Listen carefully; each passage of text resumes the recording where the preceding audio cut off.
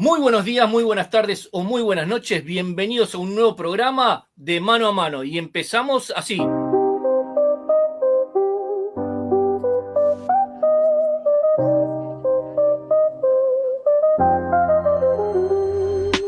Todas las semanas, ya lo sabes tú, hay un espacio que te lleva a la luz. Rodrigo Xavi González al mando, te abre las puertas del saber apicultor. Conferencias, charlas sin igual, las mentes más brillantes a nivel mundial, investigación y experiencias reales. Conéctate y aprende cosas esenciales. Mano a mano, no te leo, puedes perder. En vivo cada semana vas a aprender. Avances, ciencia y acción, apicultura con pasión. Rodrigo te guía, es tu mejor opción. Mano a mano es la revolución.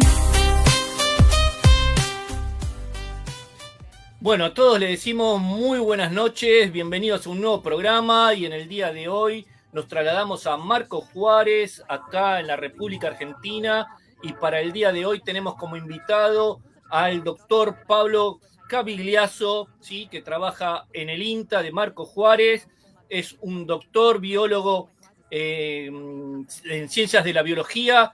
Así que, bueno, doctor, o vamos a llamarlo como él quiso fuera de cámara. Pablo, muy buenas noches. Gracias por participar en el programa de Mano a Mano. Muchas gracias a vos, Rodrigo, por haberme invitado a participar y a charlar acá con vos. Perfecto. Pablo, ¿por qué no nos cuentas, mientras se van conectando todos en la plataforma de habla hispana, la más visitada de todo el habla hispana, cómo son tus inicios, qué es lo que estás haciendo vos por la apicultura, más precisamente también por la polinización, que es el tema exclusivo que vamos a hablar hoy? Bueno, yo soy, como ya dijiste vos, soy biólogo y doctor en biología.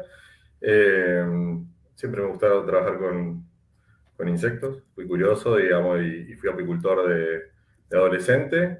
Después seguí con mis estudios y al momento de elegir un tema de doctorado, me interesó muchísimo, digamos, abordar el tema de polinización y, bueno, justo por esas becas que abría el INTA en ese momento, ingresé a trabajar en Concordia con polinización de arándano.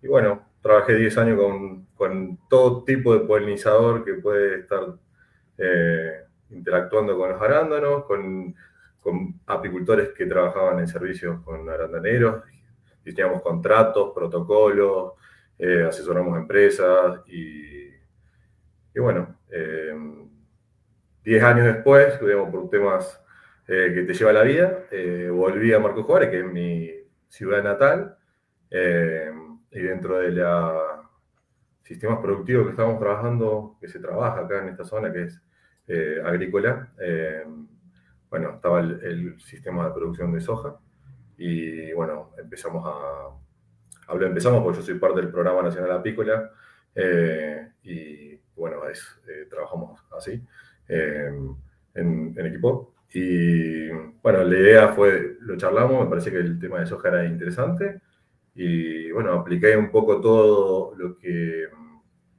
bueno, que armé, digamos, con el tema de frutales de arándano a lo que es producción de soja. Bueno, tuvimos muy buenos resultados y bueno, les voy a contar un poquito eso, digamos, el proceso, digamos, de llegar hasta a lo que estamos haciendo ahora en la producción de soja. Perfecto, si quieres compartir la presentación y mientras que vos compartís la presentación, quiero preguntarte y que nos comentes, ¿sí? Para todo el habla hispana que no son de Argentina, ¿qué es el INTA? ¿Por qué no nos comentás a todos qué es el INTA y la importancia que tiene médicos, biólogos, investigadores que trabajan en esta institución? Bueno, el INTA es un Instituto Nacional de Tecnología abocado al agro y se evoca en generar vínculos entre los desarrollos tecnológicos académicos que se dan a nivel científico con los productores, digamos, que lo van a aplicar en sus campos. Digamos, hay diferentes estructuras, investigadores como yo, extensionistas que son los que nos están vinculando con los productores. Bueno, se tratan, cada experimental del INTA tiene un tema particular en función de la región donde está y donde están sus suelos. Se produce dentro de los mismos campos experimentales y se experimenta lo mismo en situaciones productivas reales. Por eso tiene esa importancia las unidades experimentales, porque es el lugar donde se demuestra lo que después se aplica en el campo. Perfecto, entonces toda la audiencia para vos y arrancamos, ya te pongo la presentación en pleno, así que bueno, bienvenidos a Mano de Apicultura Sin Fronteras. Bueno, mi tema, como habíamos dicho, es el tema de polinización y sus beneficios en la producción de los alimentos. Este tema vincula un poco lo que pasa en un cultivo con las abejas o con los polinizadores en general, porque los polinizadores hay un montón. Como hoja de ruta les quería proponer estos temas, que es la polinización vista como un proceso, como un servicio y cómo aplicar ese servicio. Un proceso es algo que se da naturalmente, digamos. La polinización fue evolutivamente adaptándose en función de los que estaban interactuando. De esa abeja con esa flor hace 100 millones de años atrás, y fue generando ese proceso que fue adaptándose, generando un beneficio, que en este caso, en el sistema de producción, se puede ver como un aumento de la rentabilidad. Ese beneficio, digamos, ese servicio, tiene una visión más antropocéntrica, digamos. Yo quería mostrarles esta lámina, digamos, que generó la NASA. Voy a arrancar con esto. En el Día de la Tierra del 2021, en donde está la abeja como actor principal, y con una frase que dice: grandes o pequeños, todos estamos conectados. Y bueno, un poco trae a la importancia de estos vectores, de estos polinizadores, dentro de los diferentes procesos de base, digamos, a nivel ecosistémico y, bueno, en la producción de los alimentos. La polinización, digamos, como un proceso, es el transporte de los granos de polen de una estructura masculina, de una flor, a la parte femenina de otra flor o de la misma flor, y puede generarse de forma autógama, digamos, dentro de la misma flor por la gravedad, por el contacto, digamos, sin un vector, y puede ser de una forma biótica, como se dice, que está dado por un vector que puede ser una abeja o otro polinizador. Hay 20.000 especies de abejas en el mundo. Hay polinizadores como murciélagos, mamíferos, reptiles. Entonces, bueno, de base la abeja es un polinizador facultativo, porque siempre necesita de los recursos que brinda la flor, digamos, por su subsistencia. Entonces, bueno, lo traemos acá como una imagen, como el polinizador. En ambos casos, digamos, la polinización autógama, digamos, dada por la gravedad, digamos, por ese contacto, o la polinización cruzada dada por los insectos, el resultado es la deposición de un grano de polen en la parte femenina de la flor. Crece un tubo polínico, que es el que tiene los núcleos, digamos, del polen, y se fecunda. Y el resultado de esa fecundación es la formación de frutos y de semillas, digamos. Por eso es el valor que tiene la polinización, tanto a nivel ecosistémico como a nivel de la sustentación de la vida en la tierra, digamos, de las personas. En el 2021 tuvimos la posibilidad de participar en un trabajo de síntesis de datos, para poder ver qué es lo que estaba modelando a la polinización dentro del sistema agrícola y de producción de alimentos. Digamos. Trabajamos en 89 estudios de 29 cultivos, más de 1.400 lotes a nivel mundial, y se pudo ver que a medida que había más tipos de polinizadores, había mejor polinización, consistentemente en los 29 cultivos, y se pudo probar a nivel mundial de que es la simplificación de los sistemas, digamos, esa homogenización de los sistemas, lo que reduce la riqueza de especies, y eso es lo que, y la riqueza de especies es lo que está generando estos servicios ecosistémicos como la polinización. Desde un punto de vista económico, digamos, o antropocéntrico, estos son beneficios para el bienestar de los humanos, proporcionados por los organismos que interactúan en los ecosistemas. Y voy a resaltar organismos porque son las especies, digamos, son las abejas, las diferentes especies de abejas, de mariposas, de moscas, las que generan estos servicios ecosistémicos que benefician consistentemente la producción de los alimentos a nivel mundial. Bueno, este es un laburo que hicimos en Entre Ríos con el tema de abejas nativas, y lo que queríamos ver en caso es qué era, digamos, de esa simplificación, lo que nos estaba generando un aumento, una reducción de las especies de abejas. Trabajamos en un proyecto con gente de la Universidad de Michigan, se hicieron montones de estudios y de toma de datos de biodiversidad de abejas en sistemas agroganaderos, en espinales prístinos, en sistemas mixtos de producciones frutales, en forestaciones de eucaliptus, digamos, cubrimos más de 10.000 kilómetros cuadrados, digamos, de superficie dentro de la provincia de Entre Ríos, y lo que pudimos observar que eran las flores, digamos, que era la cantidad de recursos que brindaban las flores, lo que hacía que haya más especies de abejas nativas. Mucho más que la cantidad de usos del suelo, digamos, mucho más que la diversidad de sistemas de hábitat, era la cantidad de recursos florales lo que sostenía una mayor cantidad de especies de abejas, digamos, hasta un 43% más en algunos sistemas. Entonces, lo que nos preguntamos es por qué las flores, por qué tienen las flores que hacen ya que estén las abejas ahí, digamos, las abejas nativas o en general, los polinizadores. Bueno, las flores evolucionaron para tener señales atractivas porque necesitan de los polinizadores para reproducirse. La radiación floral se dio, digamos, en el momento en donde se dio ese mecanismo, digamos, de interacción del grano de polen y polinización por la eficiencia que tiene el sistema. Entonces, generaron diferentes colores, perfumes, marcas UV que son guías de néctar, que hacen que las abejas vean y le den son como aeropuertos, digamos, que identifican dónde están los recursos o las recompensas, digamos. Y hablando de recompensa, hablamos del néctar del polen, que es la base de la dieta de la abeja de la miel y de todas las abejas. Refugios, hay abejas que duermen adentro de las flores, sobre todo los machos, digamos, en época reproductiva, no tienen un nido para pasar la noche, así que duermen en las flores. Sitio de cópula, las abejas, el 70% son solitarias. Y el lugar de encuentro son las flores. Sitios de cría, resinas, las abejas usan resinas para propolizar, digamos. Hay abejas que su dieta principal son ciertos aceites y perfumes, y también encuentran bastantes materiales de construcción. Por eso mismo las flores se fueron adaptando a los polinizadores que mejor les servían.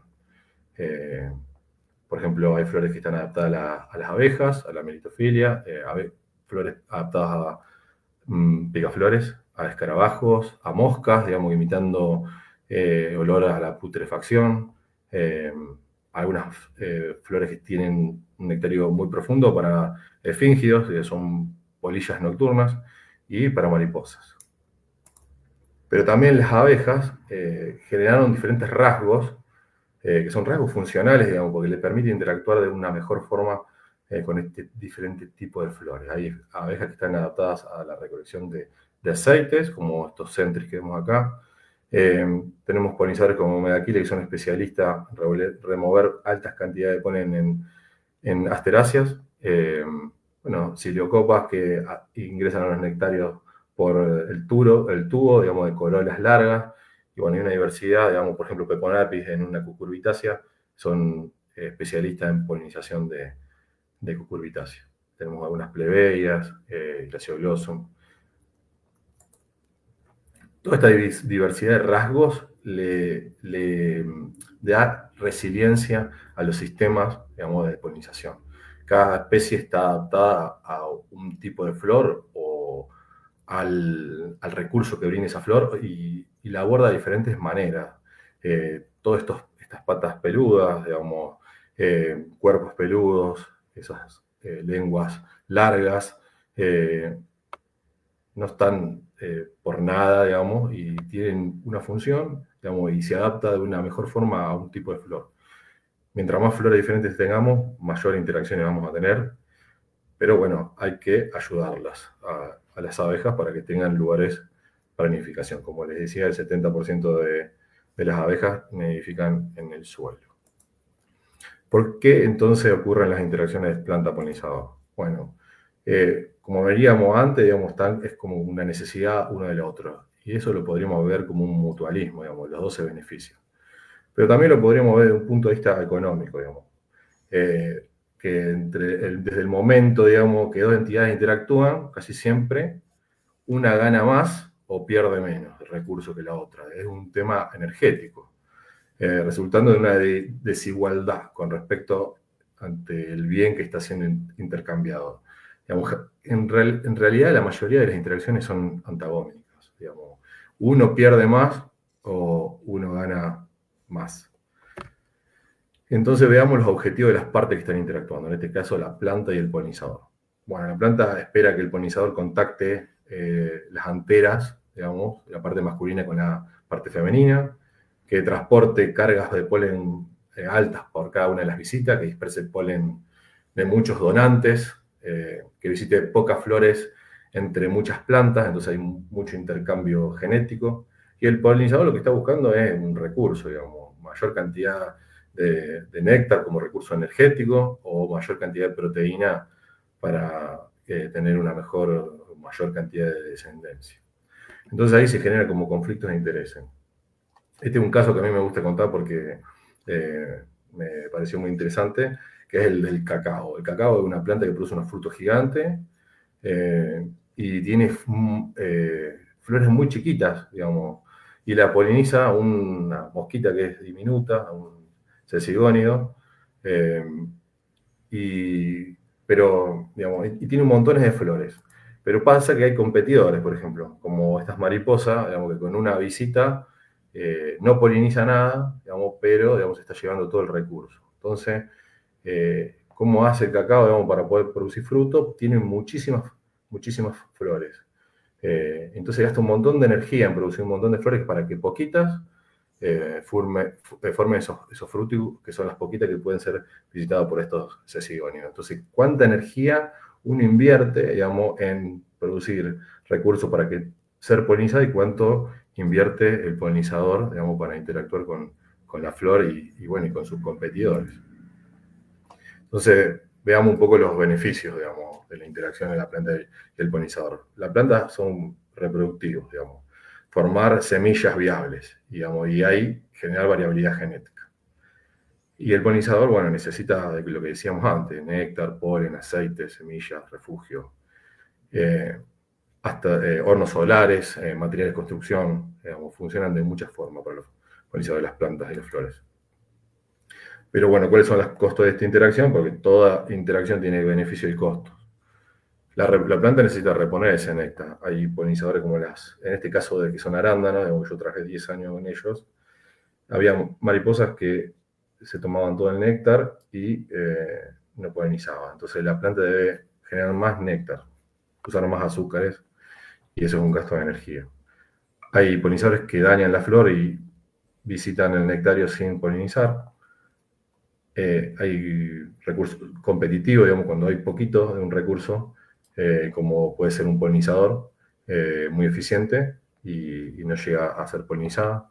La depresión de sus semillas, bueno, infecciones por levadura, remoción de polen, digamos, por otro polinizador o por algún polinífago, como ciertos escarabajos. Y el polinizador lo que puede generar es enfermarse, digamos, porque las flores, como el caso de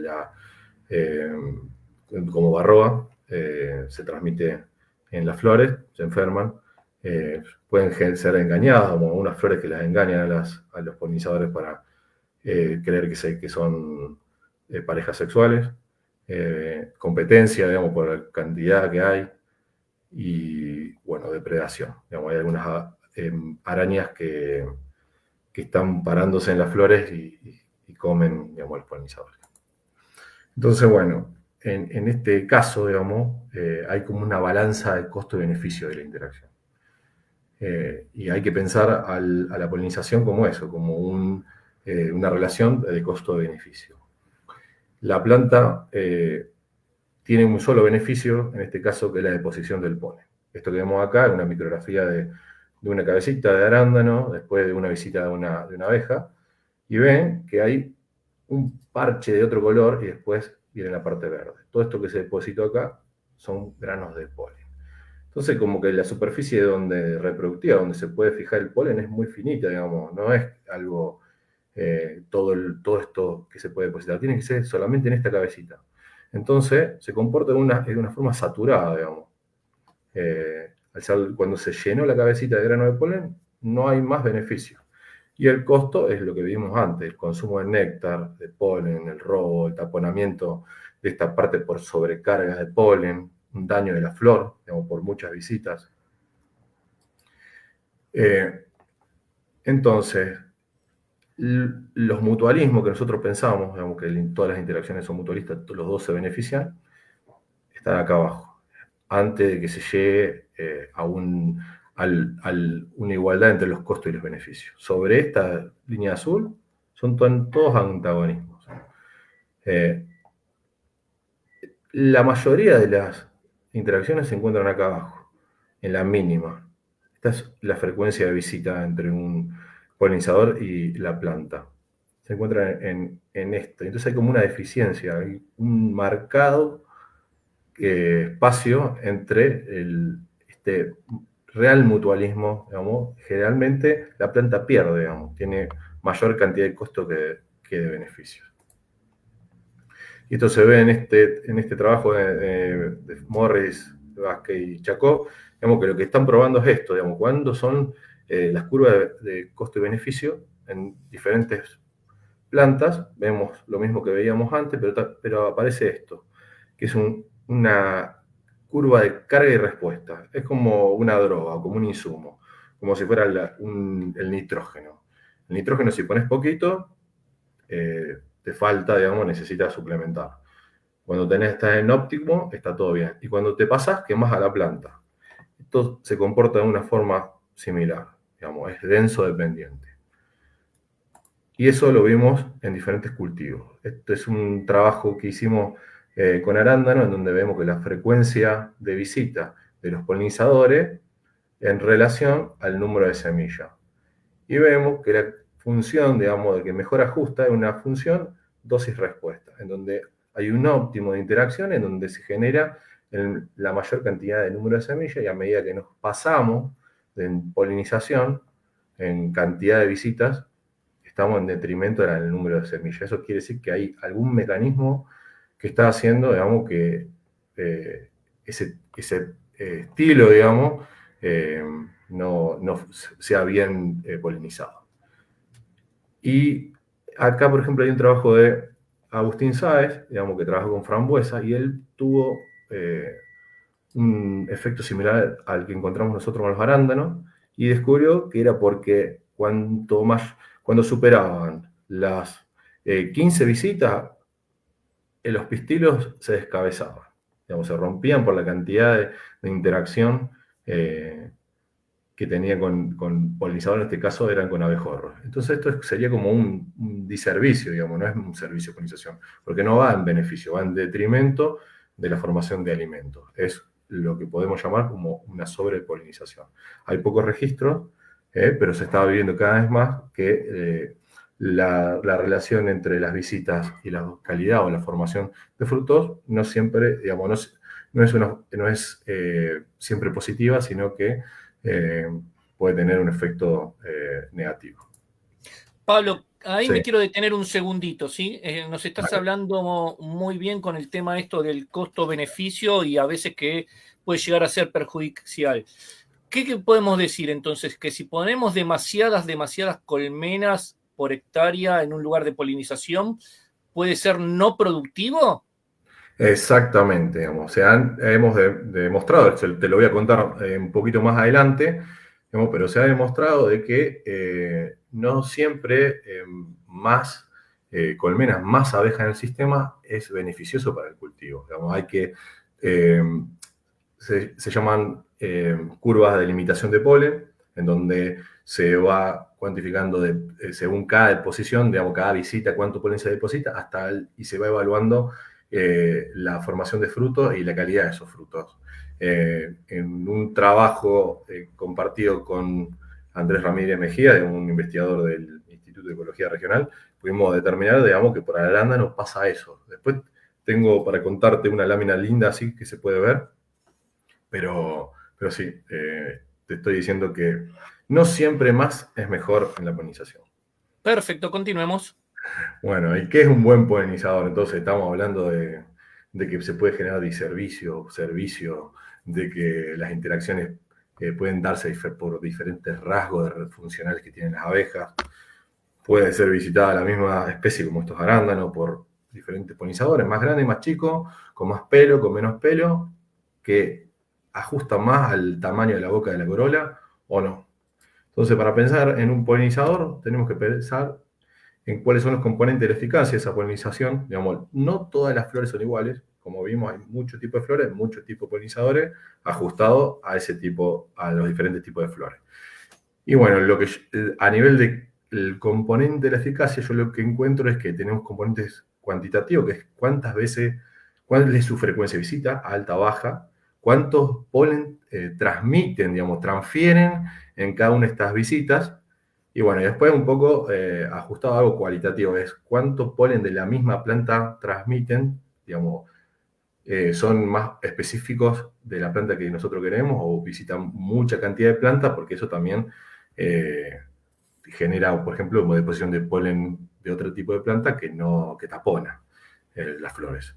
Y también hay polinizadores que tienen mecanismos facilitadores, digamos, para movilizar el polen, como los medaquílidos, o como les voy a mostrar a continuación en un video, hay polinizadores que tienen diferentes frecuencias de vibración que facilitan la liberación del polen de, por ejemplo, de estas solanáceas, que son la papa, los morrones, los tomates, son todas solanáceas, necesitan de un polinizador que use para poder liberar el polen de estas anteras, que son como unos saleros. Ahí se ve cómo cae el polen y acá con un sonicador se copia la frecuencia de vibración del abejorro y se ve claramente una liberación del polen de este tipo de flores. Entonces, cuando nosotros pensamos en un polinizador para un cultivo, tenemos que pensar en todas estas cosas. Hay muchos cultivos de diferente estructura, con flores dioicas, con flores monoicas, con pies separados. Entonces, al momento de pensar en cómo vamos a transportar el polen, quién va a ser el mejor vector, tenemos que pensar en estos mecanismos, digamos, que pueden tener los polinizadores. Y bueno, vimos el proceso, digamos, natural de la polinización y las diferentes complejidades que se dan, pero la polinización, ¿cuál es el beneficio de la polinización como servicio? Cuantificable, digamos. A nivel económico, la polinización en Latinoamérica se ha estimado en más de 23 billones de dólares anuales, digamos. Es una estimación que hicimos en el 2022 con un grupo de trabajo de Solatina, con gente de cinco países, en donde evaluamos 53 cultivos, digamos. ¿Cuáles eran los porcentajes de dependencia en cada caso con trabajos locales? Se trabajaron con las bases estadísticas de la FAO-Stat y los trabajos, y bueno, los precios de mercado FOG, digamos, del mercado de Chicago y demás. Y pudimos ver, digamos, el impacto que hay sobre lo que es la producción de frutos para producción de bebida, como café y cacao, que llega al 2.3 billones de dólares, frutos finos, frutos rojos, y acá vemos, por ejemplo, en soja, en donde en este momento nosotros hicimos una estimación muy recatada, digamos, donde usamos un 10% de dependencia del cultivo, que era en ese momento de lo que se estaba hablando a nivel de literatura. En este momento sabemos que ese porcentaje supera el 40%. Y cuando vemos estos trabajos y vemos de dependencia y hablamos, ¿de qué estamos hablando? Bueno, cuando hablamos de la dependencia de un cultivo a la polinización, estamos hablando de cuánto se reduce, digamos, la cantidad de frutos que se forman sin las visitas de un polinizador, de cualquier polinizador. En esta gráfica vemos, esto se mide, digamos, excluyendo los cultivos totalmente, digamos, una flor o una planta o un ramillete de polinizadores y viendo cuántos frutos se producen, cuántas semillas se producen y qué calidad tenía este fruto o semilla. Podemos hablar de aceite, proteína, peso, demás. La diferencia de eso con lo que pasa de forma natural te va a dar cuál es la contribución, digamos, de los polinizadores en este caso, o, digamos, un porcentaje de dependencia de base. La dependencia, digamos, real se da con un experimento en donde se suplementa y se ve cuál es el óptimo de polinización. Entonces nosotros podemos saber cuál es el óptimo de polinización para ver la dependencia máxima o para ver qué cantidad de limitación de polen tiene un sistema.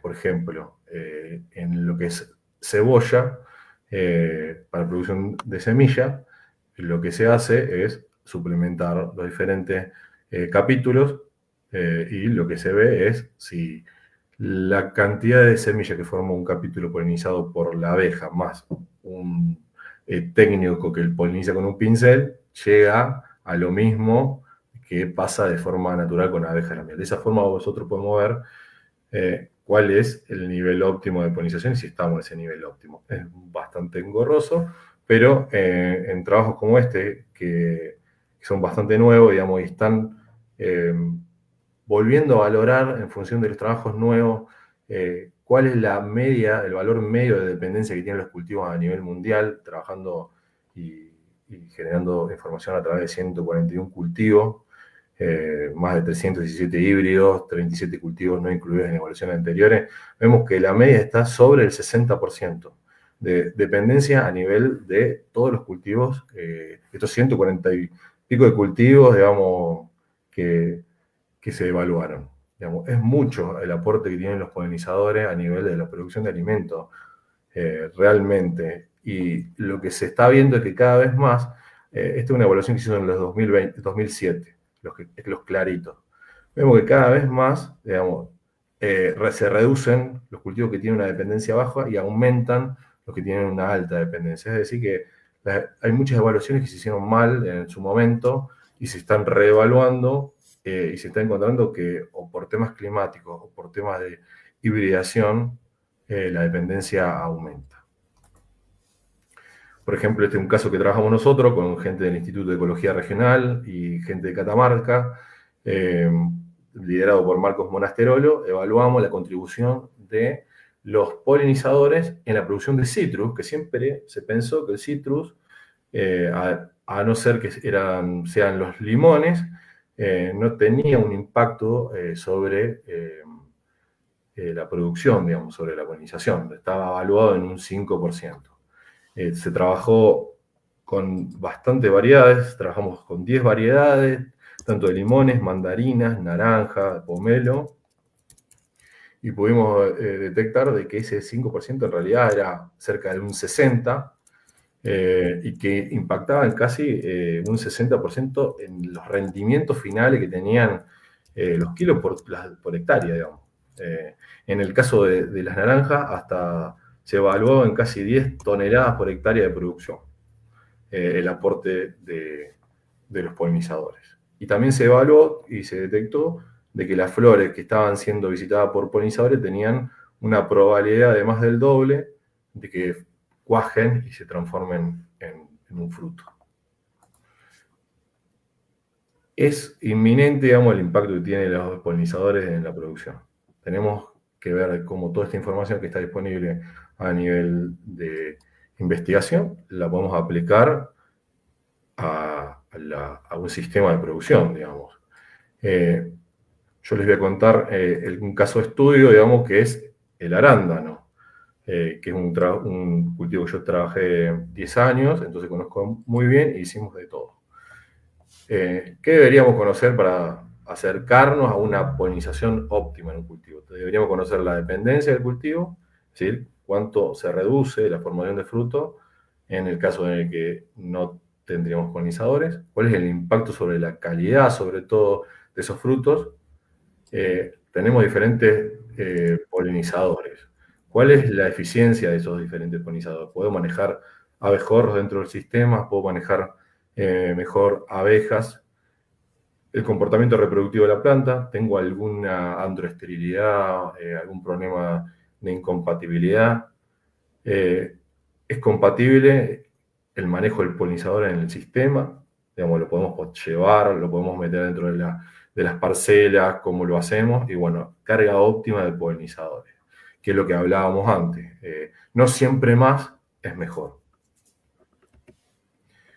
Bueno, en la producción de arándanos, en la zona de Entre Ríos, Argentina, se utilizan colmenas de abejas, 10 colmenas por hectárea es lo recomendado, y también en una época se utilizaban abejorros del género Bombus pauloensis, colmenas comerciales. Y se ve como un insumo externo, es como el agua, como la fertilización dentro de un sistema, ingresan las abejas y se manejan y monitorean para la polinización. Lo que nosotros plantamos en ese contexto es, bueno, trabajemos con diferentes fincas, evaluemos cuál es la polinización de base, digamos, la autógama, con exclusiones, y veamos qué pasa con polinización abierta.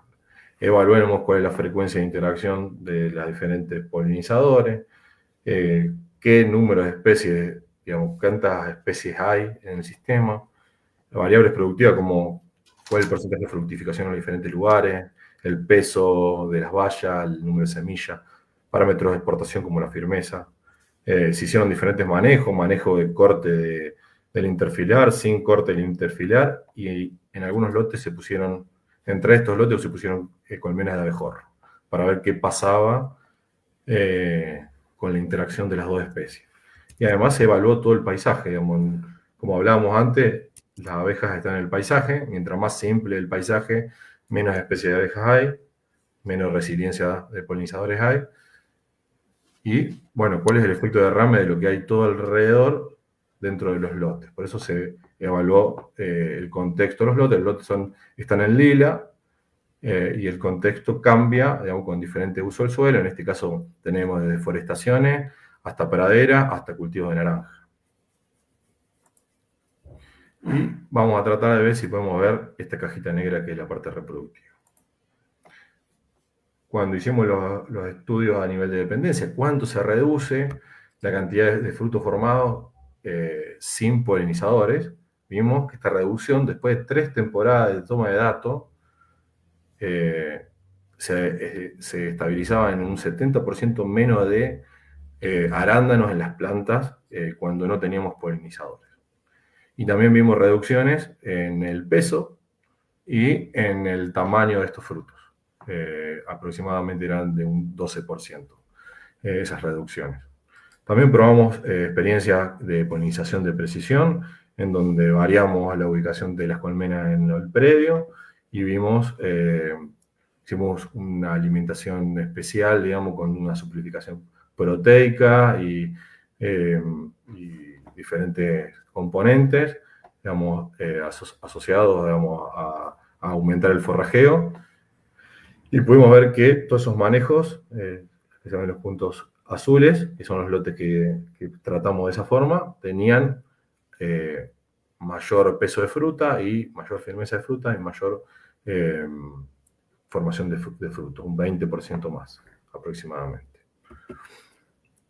Y bueno, cuando empezamos a ver la cantidad de polinizadores que estaban visitando estos arándanos, vimos que había diferentes, en donde se resaltaba los abejorros que estaban dentro de los lotes, que en ciertos lotes se le habían suplementado, y bueno, la abeja de la miel, que tenía aproximadamente un 80% de las visitas totales, y había también polinizadores silvestres. Comparamos entre años y vimos algo que nos pareció interesante, digamos, porque veíamos acá que a mayor cantidad de visitas, acá tenemos 4 visitas por hora, digamos, por flor, y acá tenemos 3, más cantidad de visitas, más cantidad de visitas de polinizadores silvestres, igual cantidad de visitas de apis mellifera. Digamos, ¿por qué nos estaba dando menor cantidad de frutos y un menor peso de esos frutos? Entonces, los dos parámetros, lo único parámetro que no cambiaban era de las abejas de la miel y las semillas formadas. Entonces dijimos, bueno, nos acercamos a lo que estamos viendo, digamos, frecuencia de visita de apis, número de semillas formadas, que es un proxy de la deposición de polen, de la cantidad de semillas, digamos, cuántos de estos óvulos fueron fecundados.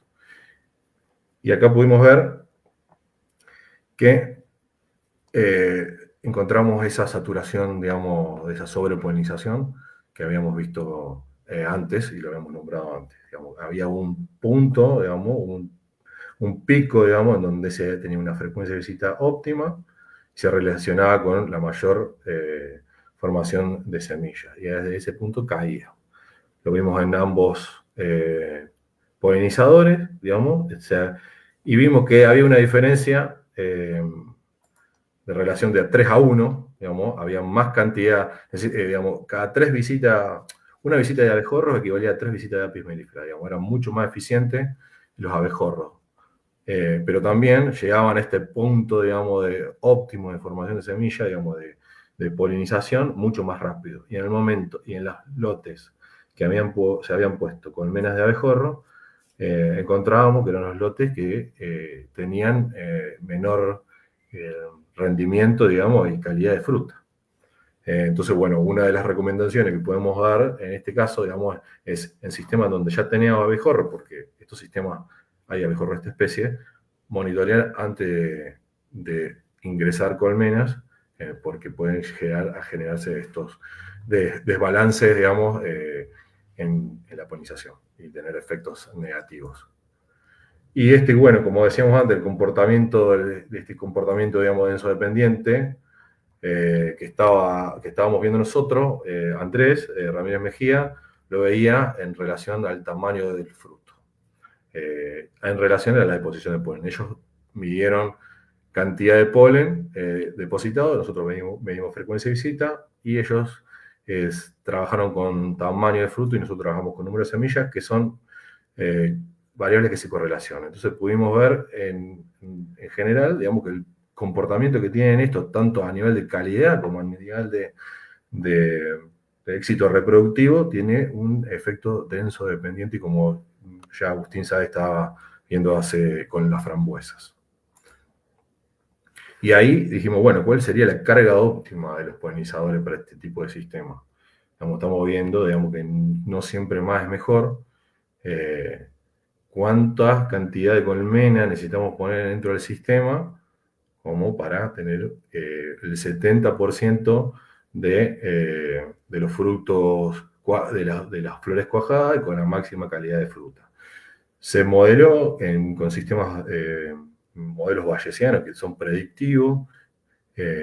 Andrés es muy capo en este tema, y pudimos cargar las leyes de Farrar en el comportamiento y el crecimiento de las colmenas, y pusimos 2 tipos de colmenas, digamos, que podrían ser los que podrían estar llegando a un campo: una colmena de una alta calidad, con entre 50 y 60.000 abejas dentro de la colmena, y colmenas de baja calidad, que tenían entre un 10 y 20.000 abejas por colmena que ingresaba al sistema. Se corrió muchas simulaciones, que son cada hilo que se ve acá, se corrieron las simulaciones, teniendo en cuenta la ley de Farrar, teniendo en cuenta el potencial, la frecuencia de visita, digamos, captada en 4 años de datos, y pudimos ver de que si trabajamos con colmenas buenas, con 7 colmenas, llegamos a ese óptimo de visitas por flor, digamos que son de 6-7 para depositar exactamente y polinizarse de una forma óptima. Pero si trabajamos con colmenas de mala calidad, necesitamos 20. Entonces, también nos da otra enseñanza esto. Hay que trabajar con colmenas buenas, porque muchas veces es el no monitorear o ese trabajo, digamos, un mal trabajo también del apicultor puede generar estas deficiencias de polinización y no está representando el trabajo que hace, digamos, solamente por la calidad de la colmena que ingresa dentro de un sistema. Y bueno, como decía antes, todo tiene que ver con todo, desde la visión holística de estos cultivos de arándano. Pudimos ver, digamos, que cambios, digamos, composicionales o de configuración nos afecta tanto a los polinizadores que están alrededor de los campos, como a la frecuencia de visita, digamos, de los polinizadores que nosotros estamos llevando a polinizar. Digamos, en este caso podemos ver que cuando tenemos arándanos junto a cultivo de citrus, esto hace que haya un derrame sobre el arándano por un tema de fasaje de floración y tengamos mayor cantidad de frecuencia de visita dentro del sistema. De que cuando tenemos más flores dentro de los interfilares, vamos a tener mayor cantidad de visitas tanto de polinizadores nativos como de las abejas que están en el sistema, por un tema de atracción y a un volcado, digamos, de polinizadores especialistas que tenemos alrededor, un staff de actores que están dentro del sistema que están brindando servicios de polinización gratuitos. Y todo esto tiene un efecto positivo, como veíamos antes, a nivel de calidad y de cantidad de arándanos que se producen. Pablo, te quiero frenar ahí un segundito, ¿sí? Estos estudios que ustedes hicieron desde tener con buenas colmenas 7 y si son de baja población hasta 20. ¿Esto lo han realizado ustedes con un tipo de alimentación natural o también lo han hecho y es este número lo que da con un tema de alimentación inducida, digamos, con un jarabe o con productos que se están utilizando ahora para que la abeja, por medio de una recompensa, vaya a visitar más a la polinización donde uno brinda el servicio que otro tipo de flores? Mira, la estimación de la densidad de carga de abejas por hectárea de buena y baja calidad, lo que hicimos fue esto. Nosotros teníamos descripciones del crecimiento de colmenas que estaban en cultivos de arándano que habían sido suplementadas con jarabe de proteína, con esto, con lo otro. Entonces modelamos, digamos, con estadística predictiva, cómo se comportaban todas esas colmenas y cómo eso afectaba a la cantidad de visitas, digamos, que había en el cultivo. De esa forma, nosotros lo que queríamos es que ver cuándo llegaba a una cantidad, digamos, a que cada una de las flores que estaban, que el 70% de las flores que estaban en el campo lleguen a tener 200, 190, 200 granos de polen en su pistilo para tener una polinización óptima. Entonces lo que hicimos nosotros es entrenar a modelos con toda esta información, viendo cómo la dinámica de crecimiento de las colmenas en diferentes contextos y demás, cambiando el nivel de población inicial. Digamos, cuando empezamos con una colmena de baja población o de alta población. Eso es lo que te lleva a que la cantidad de forrajeros que nosotros tenemos en el lote sea menor, digamos, por ley de Farrar. No es lineal, sino es exponencial. Entonces, cuando nosotros tenemos alta cantidad de abejas dentro de nuestra colmena, vamos a tener porcentajes mucho más altos de abejas forrajeras en el lote que cuando tenemos de colmenas chicas. Digamos, entonces nosotros nos basamos en eso. Después lo que vos me preguntabas era, la otra parte de la pregunta. sobre el tema de la incentivación, digamos, si era dirigida o no. No, esto no fue dirigido. Participé en unos estudios en donde se suplementaba con diferentes compuestos volátiles en el jarabe para aumentar la atractividad, pero no habían tenido resultados concluyentes. Digamos. En este caso era sin incentivación, de la forma tradicional en donde lo hacen los productores ahí en el litoral entrerriano. Perfecto. Y en este trabajo ustedes también utilizaron determinadas floraciones que no sean competitivas, invasoras, para que se acerquen más al lugar, digamos, de donde tenían que polinizar y no se vayan para otro lado.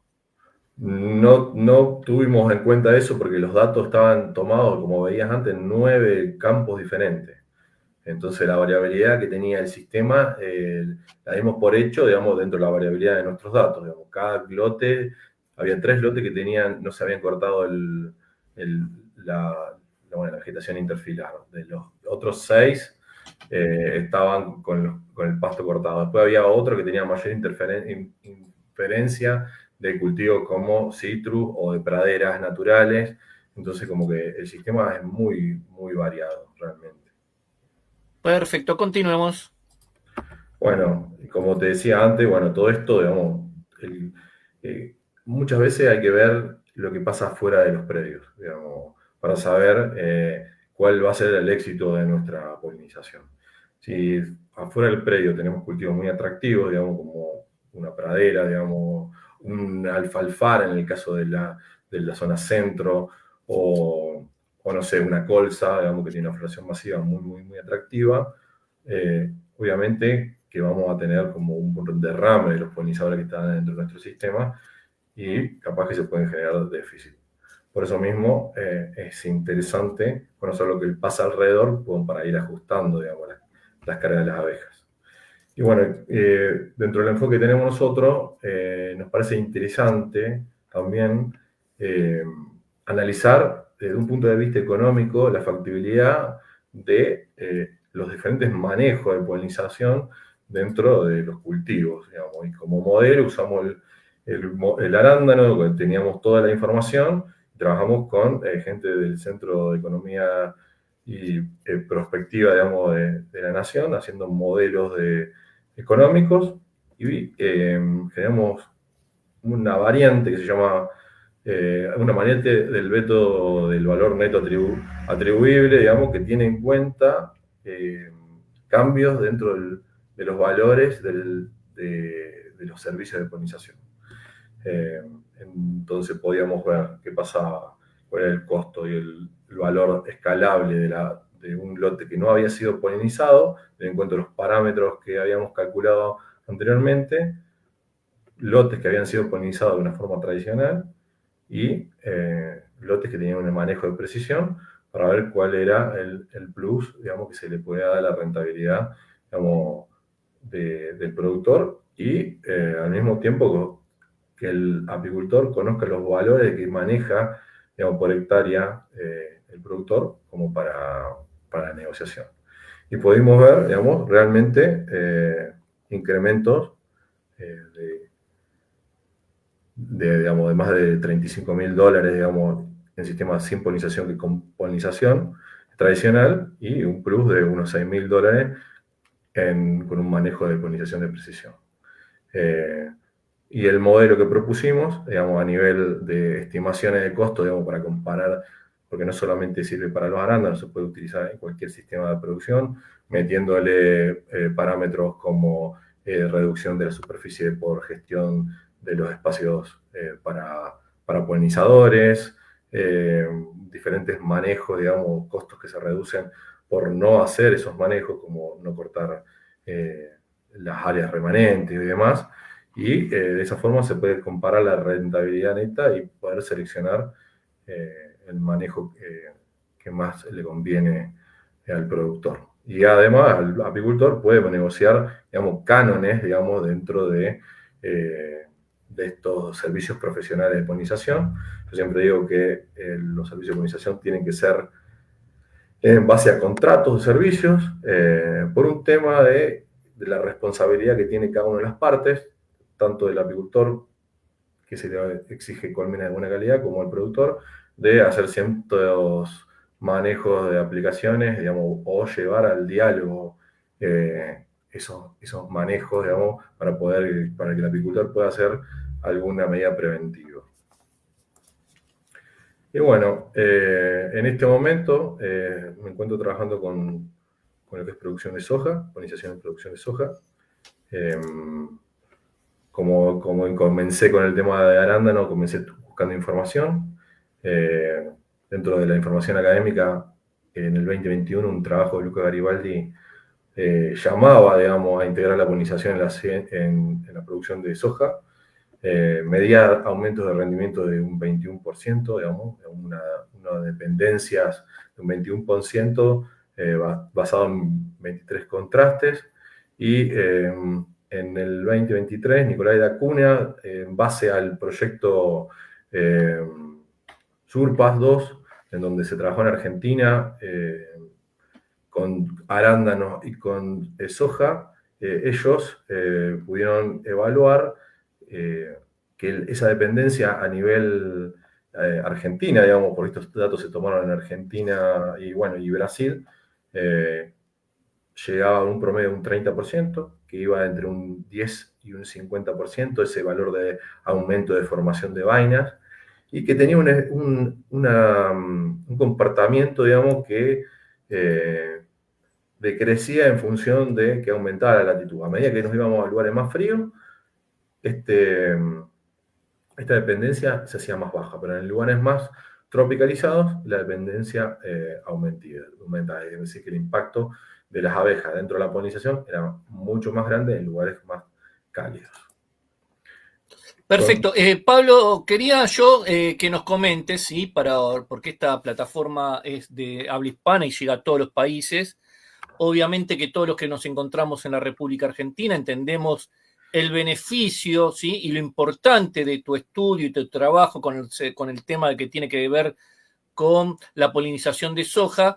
Me gustaría que tú, como investigador y como el que hizo este tipo de trabajo, le comentes a todo el público por qué es tan importante para Argentina, ¿sí?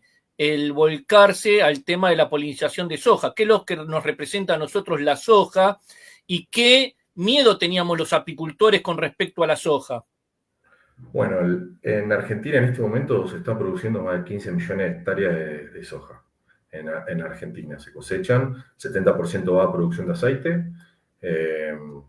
Y históricamente el manejo que tenía la soja, digamos, a nivel de agroquímicos hablando, era muy fuerte. Entonces era una pelea constante entre la ubicación de los apicultores y los productores de soja, que aumentaban la frontera de producción. En el mundo, la soja ocupa 128 millones de hectáreas. Entonces, el impacto que puede llegar a tener la sinergia entre la apicultura y la producción, digamos, de un sistema como la soja, digamos, que tiene una superficie tan grande, digamos, no solamente podría beneficiar a la producción de soja, sino también a formalizar un rol del apicultor dentro del sistema de producción de soja como servicio de polinización. Y además vimos también, digamos, que cuando se trabaja bien en el campo de soja, también el apicultor puede tener beneficios productivos, digamos, de lo que respecta a lo que es producción de miel. Entonces, los beneficios son mutuos, es un gana-gana, que hace 30, 40 años atrás no se hubiese imaginado nadie. Perfecto. Y tú, con tu experiencia que tenés, ¿ya hay lugares donde el servicio de la polinización en soja ya se cobra, o seguimos todavía en Argentina sin tener ese beneficio que tienen en otros países, o esa cultura que nos falta muchas veces en los apicultores de Argentina? En el caso del trabajo que hicimos nosotros, que se trabajó con diferentes empresas, convenio y demás, se trabajó todo con contrato y todos con cánones, digamos, se le ha pagado el servicio de polinización al apicultor que nos alquiló, digamos, sus colmenas para este servicio. En realidad nos vendió todo un servicio porque hizo las visitas pertinentes, nos las ubicó, se hizo todos los manejos que nosotros le solicitamos, hicimos todos los monitoreos habidos para ver, pero al productor se le brindó un canon. Sé que en Brasil se contrata en algunos recintos, digamos, los servicios de polinización, pero no hay otro caso de lo que yo conozca, digamos, en este cultivo, digamos. Seríamos en Argentina serían, creo que los primeros contratos de servicio de polinización en soja son los de los apicultores de Entre Ríos y las asociaciones con las que trabajamos nosotros en el marco de estos estudios. Perfecto. Nos estuviste hablando sobre la diferencia de la polinización de arándanos entre abejorros y apis mellifera. ¿Y en soja? En soja vimos que el 30% de las visitas son de polinizadores nativos. No hay abejorros hasta el momento registrados, por lo menos en los estudios nuestros.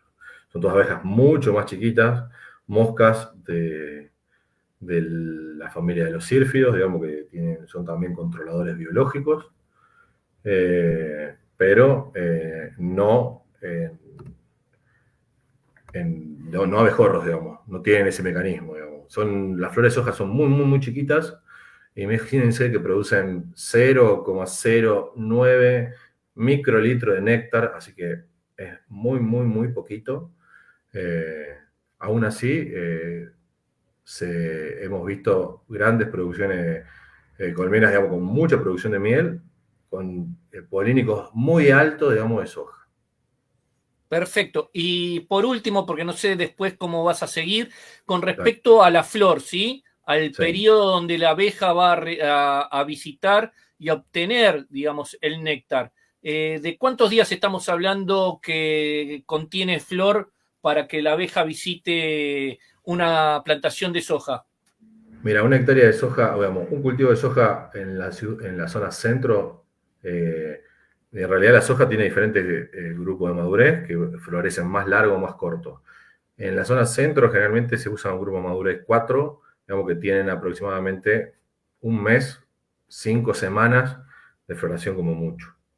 Los periodos que estamos hablando son de 4 o 5 semanas dentro del sistema y después se sacan esas colmenas y se llevan a otro lugar. Imagínate que una hectárea de soja nosotros hemos estimado que más o menos con densidad de plantaciones estándares y con una media, digamos, de floración, digamos, por planta de 60 millones de flores dentro de una hectárea de soja. Y en calendario botánico, en qué meses estamos hablando de esa floración? Y estamos hablando de enero entero.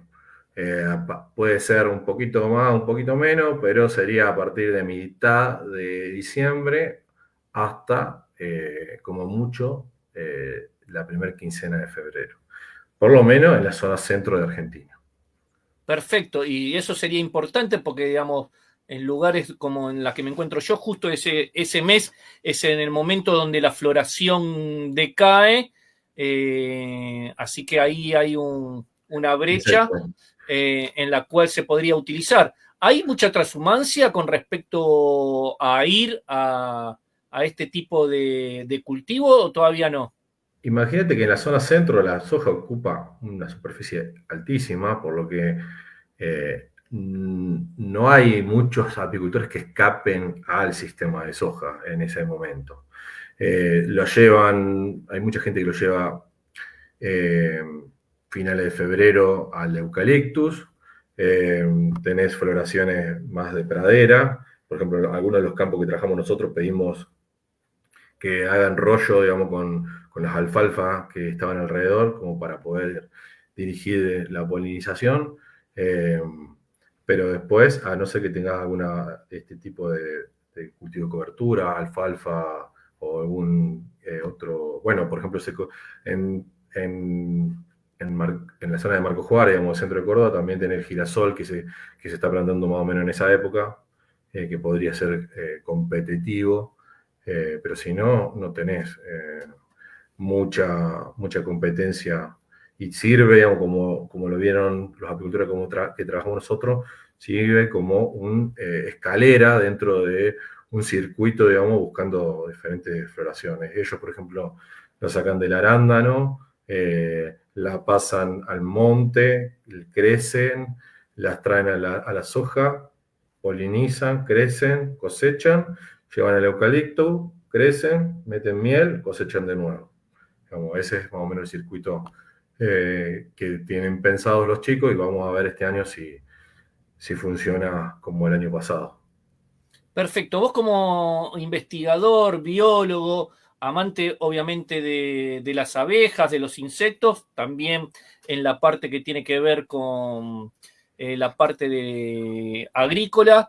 ¿Cómo estamos en Argentina con respecto a los pesticidas? ¿Se han encontrado con mucha mortandad? ¿Está controlado? ¿Está bastante conversado entre los dueños de los campos y los apicultores?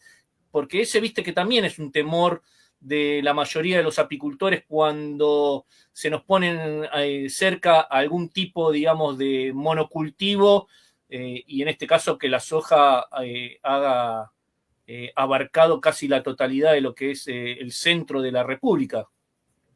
Sí, era el miedo que teníamos nosotros al inicio. En la primera temporada entraron las colmenas y salieron y no se hicieron aplicaciones en la primera temporada. Entonces no tuvimos ningún tipo de problema, no tuvimos que hacer ningún manejo tampoco. Digamos, realmente el lote que utilizamos es un lote de 75 hectáreas, digamos, dentro de un campo experimental. Entonces el manejo de las aplicaciones la hacíamos nosotros y se evaluó toda la carga, digamos, de plagas a través de paño, digamos, con monitoreo y no llegaron nunca a umbrales que y fuera necesario aplicar. En la segunda temporada se hicieron aplicaciones en los dos lotes, en dos de los lotes que trabajamos. En un caso se hicieron una aplicación aérea, en otro caso se hicieron una aplicación con mosquito. A las aéreas se hicieron a través, digamos, se hicieron de día y las con mosquito se hicieron de noche, con receta en los dos casos, y se hicieron los manejos en los dos casos de cobertura de piquera y apertura, digamos, de piquera después de que se evapore el punto, digamos, después del punto de evaporación de la gota de la aplicación. En ninguno de los casos tuvimos muerte, digamos, de ninguna colmena. Todas las colmenas terminaron fuertes, que para mí fue una sorpresa, te lo digo, digamos, por eso mismo también el uso de los contratos nos sirvió para que el productor agrícola abra el juego y diga, te llamo, mira, vamos a aplicar el jueves, el viernes, cómo podemos trabajar, digamos, qué te parece, lo hacemos así, y coordinar en los dos casos. Entonces tuvimos bastante éxito. Para eso también son buenos los contratos, digamos, para que haya un compromiso entre las dos partes, tanto del productor para hacer la aplicación, también como el apicultor, para ir a hacer la cobertura y el manejo que se tiene que hacer en ese momento. En este momento, las mieles de todos los lotes que se trabajaron están haciéndose análisis de inocuidad, digamos, un streaming de 100 y pico de moléculas, incluyendo glifosato, como para ver qué nos encontramos en los diferentes casos. Perfecto. Y la última, y continuamos. Con respecto a, obviamente que cuando se están haciendo investigaciones o cuando se hacen estudios, uno está más cerca, ¿sí?, de los productores y también de los agricultores. Con tu experiencia, las aplicaciones que hacemos en la República Argentina, tanto en los campos que vos estás haciendo este trabajo, como los que no se van a hacer, ¿se están utilizando los mismos pesticidas y agroquímicos o es amplia la gama que se puede llegar a utilizar en el tema que tiene que ver con la soja?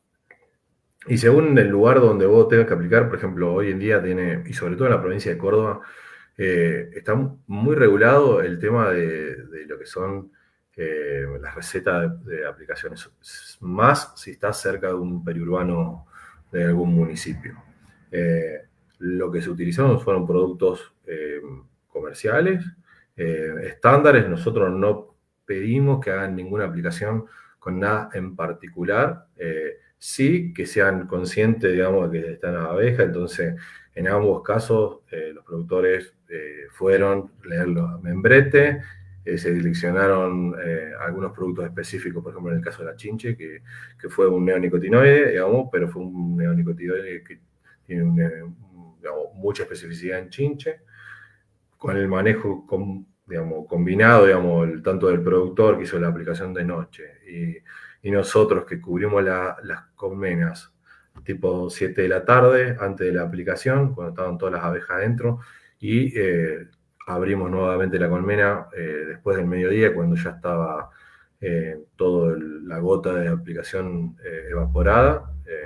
Tuvimos estos resultados, buenos resultados. Perfecto. Entonces, digamos, el trabajo y con este tipo de productos no necesariamente tiene que estar más de 24 horas o 48 horas cerrada la piquera.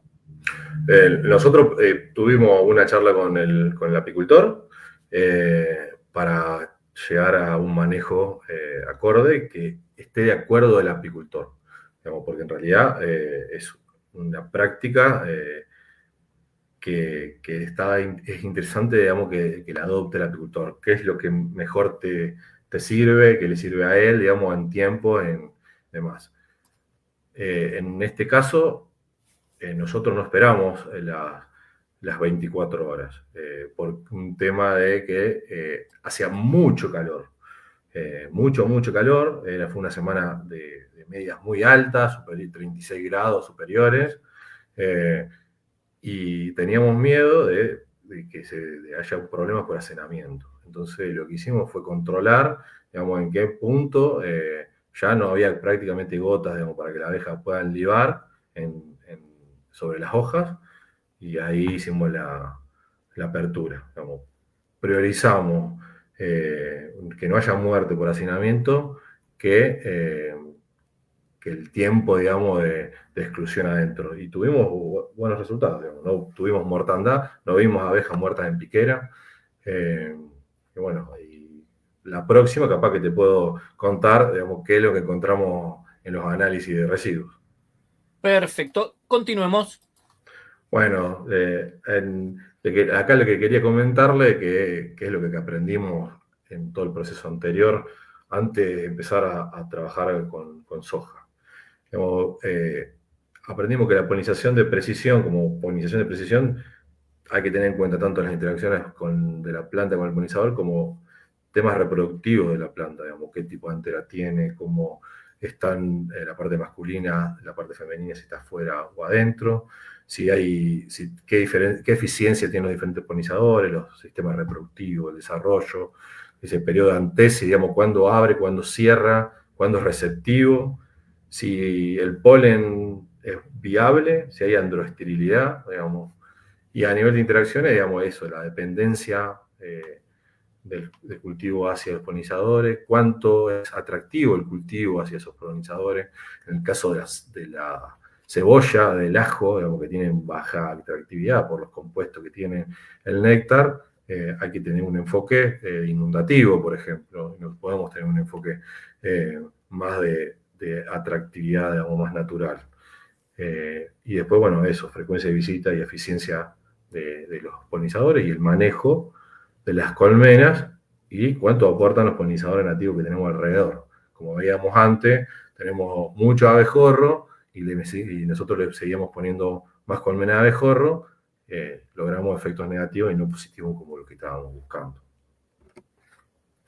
Entonces, con la soja, digamos, acá a mi derecha superior hay un QR donde está todo el informe técnico que salió de este experimento. Lo que hicimos fue un estudio de validación, teniendo en cuenta todo lo que aprendimos antes. Hicimos las exclusiones dentro de los lotes, se evaluó la polinización abierta, digamos, en 15 microparcelas, contra 5 microparcelas en cada uno de estos lotes. Se marcaron flores en R1 y en R3 para tener toda la curva de floración, y en diferentes nudos y en diferentes cantidades de plantas. Se evaluó en R6, y cuando está a punto de cuaje, digamos, la cantidad de frutos formado para poder sacar ese porcentaje de formación de frutos y ver comparativamente. Y a cosecha se estimó la biomasa como un parámetro de corrección, se estimó el peso de mi semilla como un parámetro de calidad, y de rendimiento el total de las semillas por metro cuadrado, como para hacer un escalado, digamos, a productividad por cultivo. Digamos. Eso se checaron todo con mapas de rendimiento a posterior.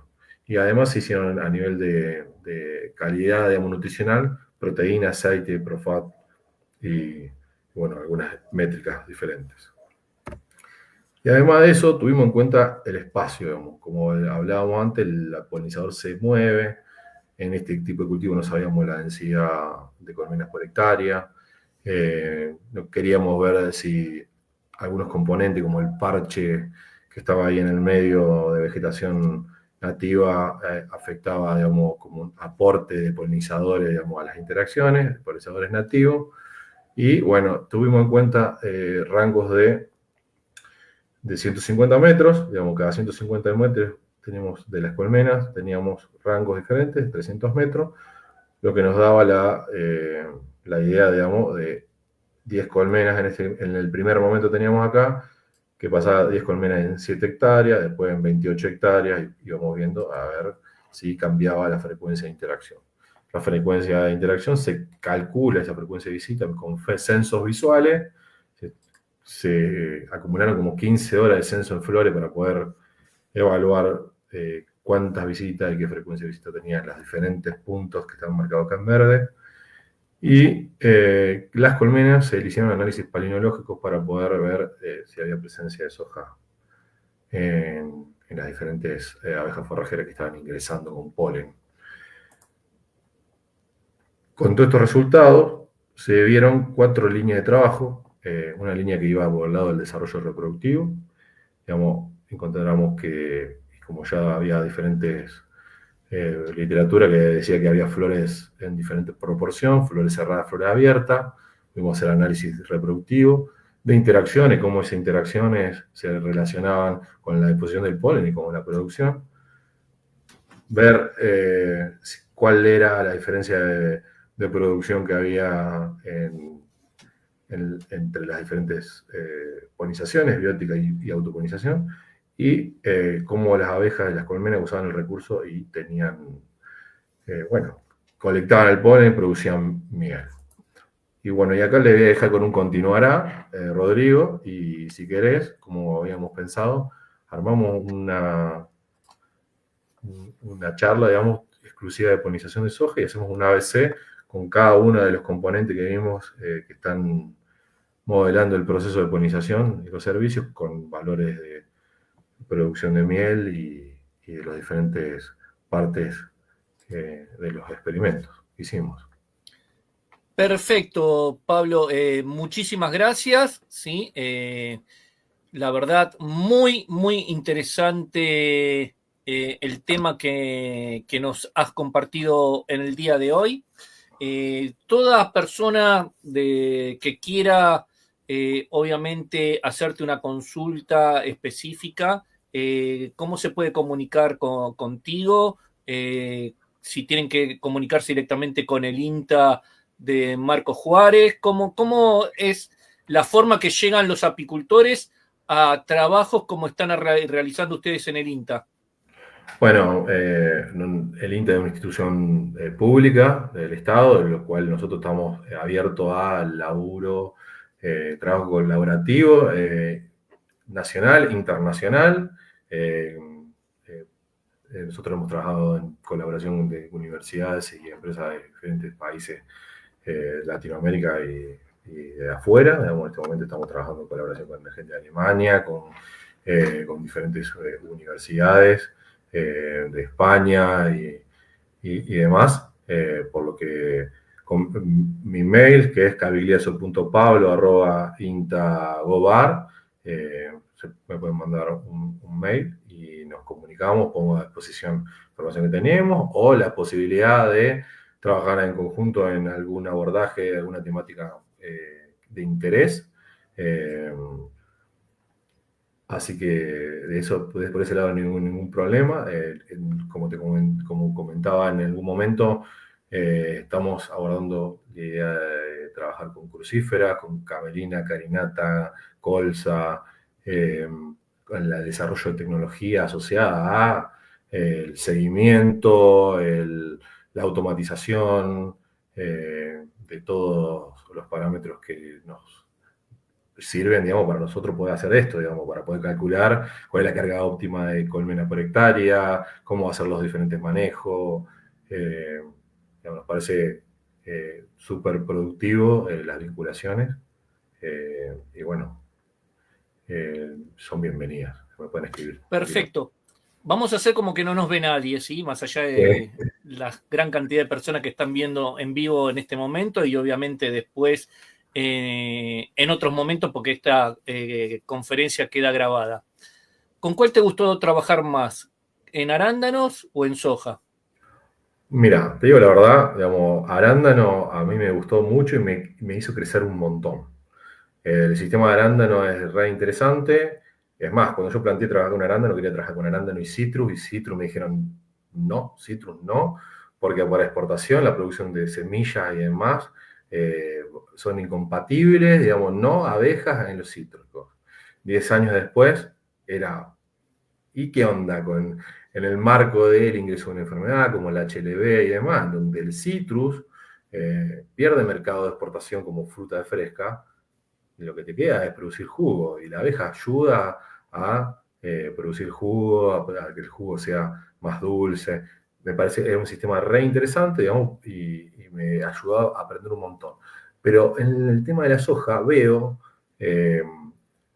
al principio no me gustaba nada, digamos, realmente, digamos, el sistema, digamos, porque bueno, ya está, se sabe todo de la soja. Es un cultivo de que se producen y se evalúan 150 híbridos todos los años, montones de empresas de biotecnología en semillas. ¿Cómo no van a saber? La parte reproductiva es la semilla, digamos, el producto, digamos. ¿Cómo no se va a saber, digamos, qué pasa, digamos, en lo que es producción de soja? Lo que... Entonces, bueno, digo, vamos a evaluar algunas cosas de base, digamos, muy concienzudamente, digamos, como para hacer y apoyar trabajos que ya estaban.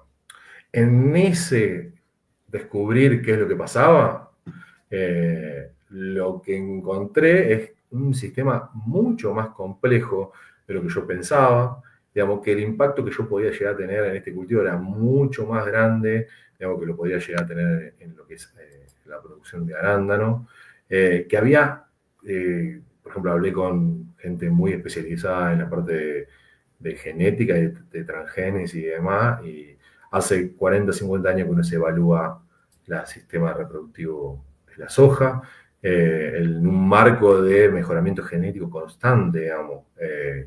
Y eso me pareció re interesante, porque está totalmente pasado por desapercibido, un proceso, digamos, que podría haber estado mejorando muchísimo esto, digamos, y es como que se pasó de largo y encontramos cosas muy interesantes, muy interesantes de los mecanismos que pasan internos de la flor, de por qué no hay una buena polinización autógama, digamos, y que en un pasado cercano, digamos, la autogamia podría haber sido un 100%, como se decía, pero en este momento, por cambios climáticos, y no va a volver más a hacer eso, no va a ser más autógamo. Perfecto. Entonces, si tenemos que poner un rango, ¿sí? De investigación, de producción, de avances tecnológicos, ¿en qué nos encontramos? ¿En la mitad de la cumbre? ¿Estamos llegando casi a la cima? ¿Estamos en la base? ¿Qué Estamos podemos como decir? así, digamos, como en la pendiente ascendente, digamos, porque se dan como muchas cosas al mismo tiempo. Se están dando muchos grupos que están tratando este tema.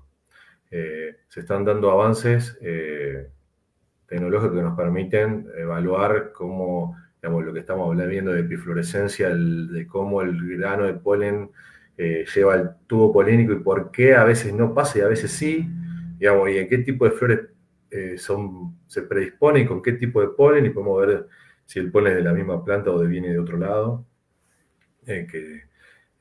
Y se junta el tema de que a nivel de contexto, digamos, el ecosistema, digamos, productivo, digamos, estaban moviendo todo lo que son certificaciones de sustentabilidad, BPA a nivel de buenas prácticas agrícolas y puntaje, digamos, para apertura de mercado, y se da, digamos, una apertura también por un cambio de generación de la gente que está tomando el manejo de los campos, en donde están abiertos a nuevas tecnologías, nuevos insumos, tecnologías de proceso,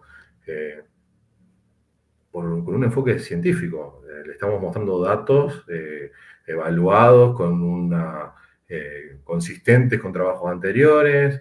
No es que estamos inventando nada, estamos validando cosas que ya se sabían y le estamos buscando el por qué están pasando esas cosas.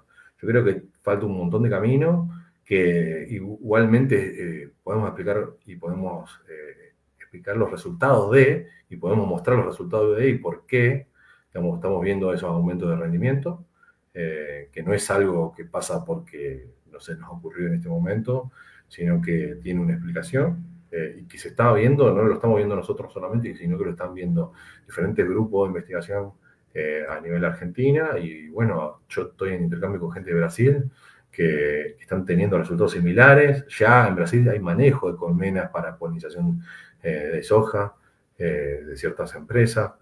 Entonces es algo que es como la punta de la flecha, digamos, de todo un nuevo camino, digamos, una nueva profesionalización de la apicultura. Perfecto. Estamos hablando de la soja, que obviamente la biotecnología va muy, pero muy avanzada, ¿sí? Obviamente por la cantidad de lo que hablamos, de lo que genera como divisas, y obviamente muchas veces hemos escuchado a los apicultores que se van modificando genéticamente las semillas y el cambio climático por otro lado. ¿Cómo viene esto con tu experiencia? ¿Afecta, no afecta a la parte, digamos, de alimentos y a la parte de los apicultores? Mira, el cambio climático afecta a toda la escala. Vemos un ingreso, por ejemplo, en lo que es maíz de chicharrita, digamos, que viene de zonas tropicales, porque nos estamos tropicalizando, digamos, en esta zona de Argentina, exclusivamente. La pampa central de Argentina era cálida y año a año es más seca o más húmeda, digamos, mucho más cálida. Entonces lo que genera es la posibilidad de ingreso de otros, o que se generen otros procesos. En el caso de la soja es un proceso fisiológico, digamos. La temperatura genera una mayor cantidad de flores abiertas, digamos. Las flores de esa cerrada que veíamos, que era el mayor porcentaje de flores que tenía la soja en un inicio, cuando los climas eran más frescos, más cálidos. En este momento se invierten, digamos, por la tropicalización, detona la apertura de la flor. En ese caso, la flor no se puede autopolinizar, porque están fuera de contacto de las partes que necesitan estar interactuando. Y ahí entra en juego la abeja. Digamos, en este contexto, en donde hay mucha cantidad de flores que abren, si no tenemos un vector donde te está moviendo el polen, como la abeja, que la abeja en este momento es un polinizador por excelencia, porque la podemos manejar, la podemos poner ahí, la podemos poner 10, 50, 200 colmenas para cubrir la demanda que tenemos. No vamos a llegar a cubrir la demanda que tenemos a nivel nacional. Digamos, por ejemplo, en Argentina tenemos 4 millones de colmenas, 15 millones de hectáreas de soja. Entonces, estamos hablando de unas realidades en donde se va a tener que trabajar no solamente desde un enfoque de la polinización con abejas melíferas, sino también un enfoque, digamos, del mejoramiento del ambiente para que los polinizadores nativos puedan estar sosteniendo una polinización de base, y sobre eso nosotros trabajar con las abejas melíferas. En ese contexto, el beneficio va a ser mucho para el apicultor, y hasta le va a dar la posibilidad de un crecimiento, digamos, porque se van a mejorar el ambiente y se va a mejorar el trato del apicultor con el productor, digamos, por un tema de que se necesitan. El productor tiene que entender, el productor agrícola tiene que entender que necesita de los servicios que brinda los polinizadores, y en primer jugador ahí es la abeja de la miel, la Apis mellifera. Claro, porque digamos, estamos hablando de que la deforestación y hacer grandes cultivos hizo que los polinizadores nativos se vayan corriendo, y quién sabe no lleguen a lugares donde la instalación de colmenas podría llegar y cumplir una función que desgraciadamente por una deforestación y correr... El cambio de la frontera de producción, digamos, todo el cambio de uso del suelo que se dio, como mostrábamos antes en estos trabajos, digamos, la reducción, digamos, del área de anidamiento nos hace perder, digamos, y que se retraigan estas abejas, que se quedan hacinadas a pequeños parches, digamos. Las abejas, tenemos la gran mayoría son más chiquitas que Apis mellifera. Entonces los rangos de vuelo, si estábamos viendo que a los... digamos, nosotros vimos que a los 300 metros la abeja de la miel cae el 70% de sus visitas sobre el cultivo. Entonces estamos hablando de que polinizadores que son muchos, cada 300 metros tendríamos que tener un parche de vegetación para tener refugio para estos polinizadores nativos. En este momento tenemos cientos de hectáreas continuas de un solo cultivo. Entonces, en un contexto así, tenemos que pensar de cómo poder rediseñar esos sistemas al mismo tiempo de que manejamos polinizadores como al Apis mellifera, o con colmenas, digamos, para primero tener una polinización de base que sostenga el sistema, y después hacer una suplementación, digamos, con colmena de Apis mellifera, para llegar a digamos, suplementar esos déficits polínicos que hablábamos al inicio, digamos. Bueno, perfecto. Bueno, Pablo, te pido que te quedes un segundito más. Cuando así hablamos por internos, a todos les decimos muchísimas gracias, compartan esta información. Pablo va a seguir con una segunda parte, en la cual, si vieron al final dice continuará, vamos a hablar temas más específicos. Así que bueno, a todos les decimos muchísimas gracias por haber participado en la charla de hoy, y nos vemos un próximo programa de Un Mano a Mano, los martes entre apicultores, y obviamente en toda la semana seguimos subiendo videos sobre manejo de las colmenas y la apicultura internacional. Que tengan muy buenas noches.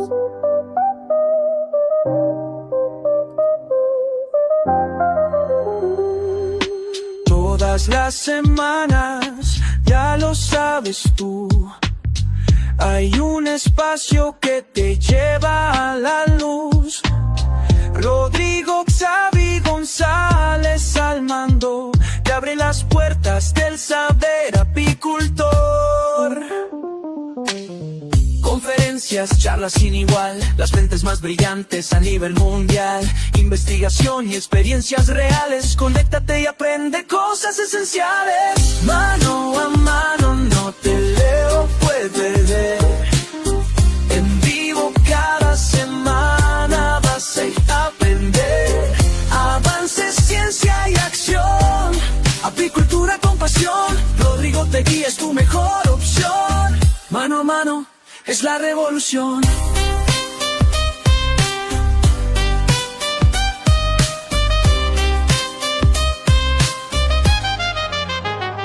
Desde la colmena hasta el laboratorio, estrategias prácticas y todo el repertorio. Expertos que comparten su visión, una comunidad con el mismo corazón.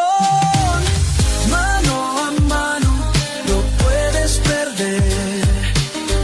En vivo cada semana vas a crecer. Sintoniza, toma el control del futuro. científico en su evolución. Rodrigo te espera con información. Mano a mano, tu transformación.